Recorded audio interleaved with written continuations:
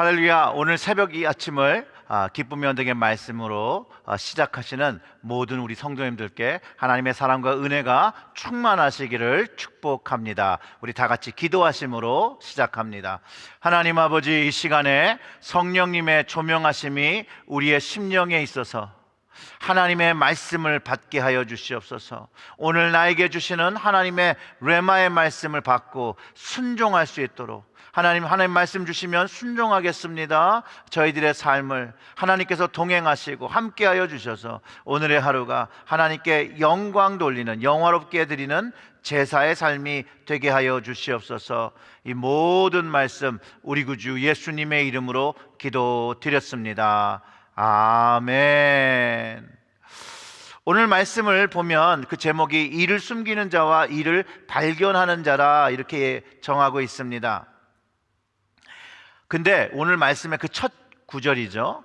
그 잠언이 누구에 의해서 쓰여졌고 또 어떤 사람들에게 의해서 이것이 편집되었는지를 가르쳐 주는데, 그 1절이 이것은 솔로몬의 잠언이요 유다왕 히스기야의 신하들이 편집한 것이라 라고 얘기하면서 우리가 묵상하는 이 잠언의 말씀이 솔로몬이 남긴 글이고 또 그 말에서 시작되었다는 것을 알 수 있고요, 히스기야의 신하들이 그 솔로몬의 왕의 그 지혜와 글들을 정리한 것인 것을 우리는 알 수 있습니다.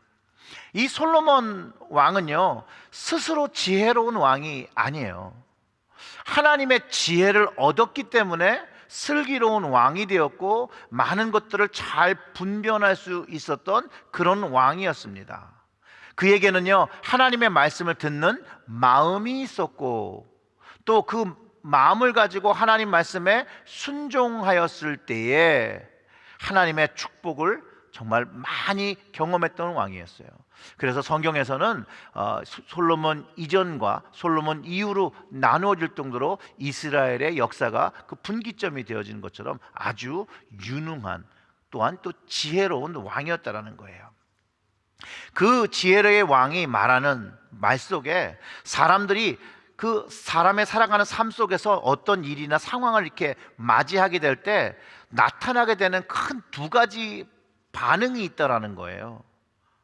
그것을 가르쳐 주는데, 하나는 어떤 일을 맞이했을 때 일을 이렇게 숨기는 자의 모습과 또 하나의 모습은 일을 막 발견하는 자로 나누어지고 있다는 것을 가르쳐 주고 있습니다.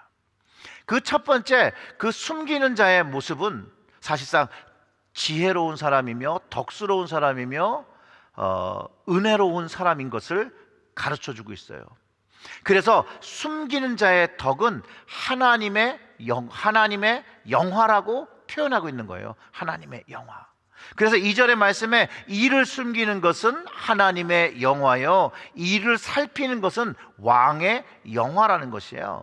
실제로 우리 주변에서도 어떤 일을 놓고 정말 덕스럽게 그 일을 진행하고 은혜스럽게 조용히 처리하는 사람이 있는가 하면, 반대로 그 문제를 해결함에 있어서 문제를 더 시끄럽게 만들고 더 크게 만들고 더 깊게 만드는 사람들이 분명히 있다라는 거예요. 근데 잠언의 말씀 속에서 이 하나님의 영광을 위한 삶은요 그 문제와 일을 덕스럽게 행하는 것이라고 가르쳐 주는 거예요.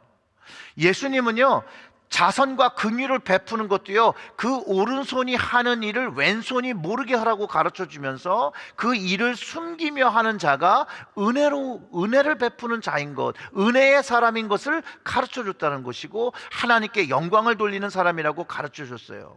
그런데 거기서 예수님이 외식하는 자에 대해서 말씀해 주시는데, 마태복음 6장 2절에서 그러므로 구제할 때 외식하는 자가 사람에게서 영광을 받으려고, 자, 외식하는 자는 사람에게서 영광을 받으려고 회당과 거리에서 하는 것 같이 너희 앞에서 나팔을 분다라고 얘기하면 돼요. 나팔을 불지 말라, 진실로 너희에게 이르노니 그들은 자기 상을 이미 받았다라고 기록하고 있다라는 거예요. 그러면서 이 외식하는 자들은요 하나님께 영광을 돌리는 삶이 아니라는 거예요. 은밀히 행하는 사람이 아니라는 거예요. 자기의 영광을 받기 위해서 회당과 거리에서 나팔을 불며 시끄럽게 떠들며 자기를 드러내는 것이라고 가르쳐 준 거예요. 이 잠언의 말씀에서 이를 발견하는 자는 하나님의 영광이 아니라 인간의 왕의 영광을 위해서 일하기 때문에 사실상 저는 이 예수님께서 말씀하신 외식하는 자의 모습과 같다라고 저는 믿습니다. 인간의 왕의 앞에서 자기의 영광을 드러나기 위해서 나팔을 부는 것처럼 뭔가 어떤 상황이나 이것들이 일이 주어졌을 때 이것을 조용히 덕스럽게 은혜롭게 해결하는 것이 아니라 자기를 드러나기 위해서 일들을 더 크게 만들어내는 모습들을 보인다라는 것이죠. 사랑하는 성도 여러분, 우리는 하루하루를 살아갈 때 진실로 하나님의 영광을 위해서 살아가고 있습니까? 아니면 우리의 삶, 나의 삶이 드러나기 위해서 나의 영광을 위하여 우리는 포커스하며 노력하며 살아가고 있습니까?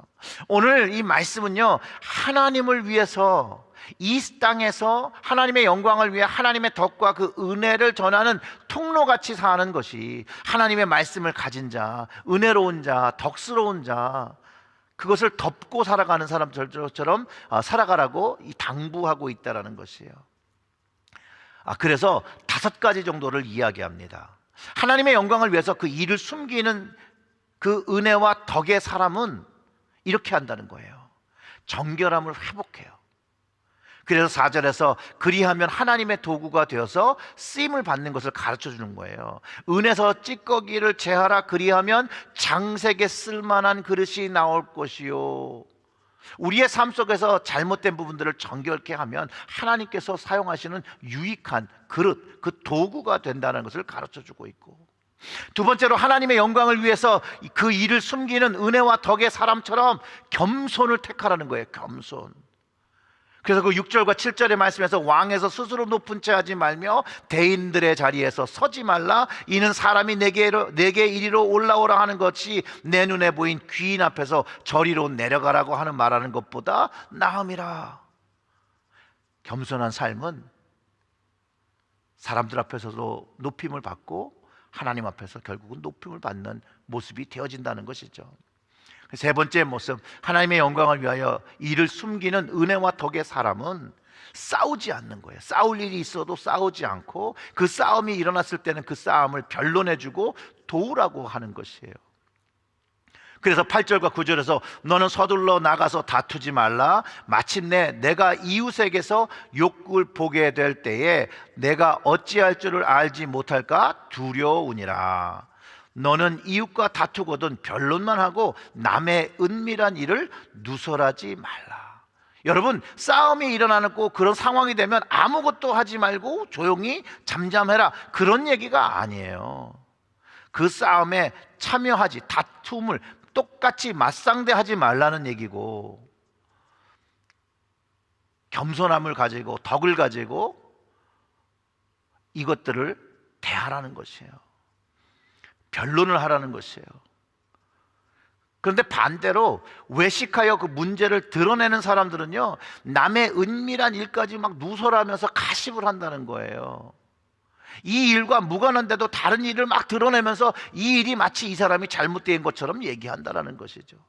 그러나 하나님의 영광을 위해서 사는 덕과 은혜의 사람은 싸울 일도 싸우지 아니하고 변론하고 도와주고 허물을 덮어주는 그런 사람인 것을 가르쳐 준다는 거예요.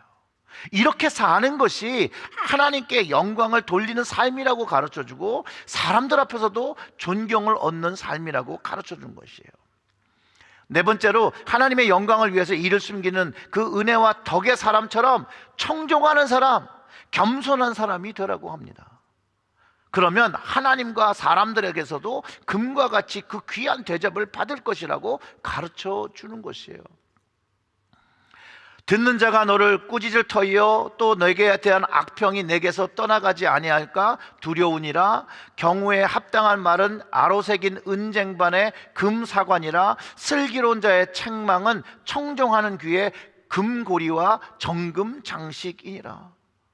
여러분, 말을 청종하는 사람, 즉 겸손한 사람이 다른 사람의 말을 청종하는 것이죠. 그 청종하는 사람은 그 귀에 금이 있다라는 거예요. 금.